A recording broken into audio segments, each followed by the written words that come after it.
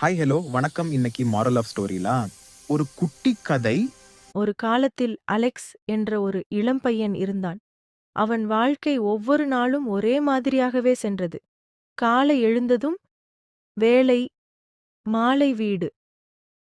இதையே தினமும் செய்ததால் அவன் மனசுக்குள் ஒரு சின்ன சோகம் இருந்தது. ஒரு நாள் அலெக்ஸ் ஒரு அழகான மலைப்படத்தை பார்த்தான்.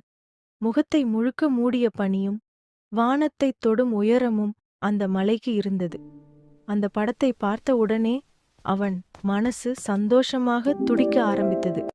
இந்த மலையை நான் ஏற வேண்டும் என்ற எண்ணம் அவன் மனசில் மெல்ல உருவானது.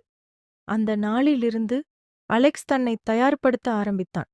தினமும் உடற்பயிற்சி செய்தான். மலை ஏறுவது பற்றி புத்தகங்கள் படித்தான். மெதுவாக, பொறுமையோடு தன்னம்பிக்கையை வளர்த்து கொண்டான். ஒரு நாள் அவன் பயணம் தொடங்கியது. மலை ஏறும் வழி எளிதானது இல்லை. குளிர், காற்று, சறுக்கும் பாதைகள். சில நேரம் அவன் களைத்துப் போனான். ஆனாலும் அவன் நிற்கவில்லை.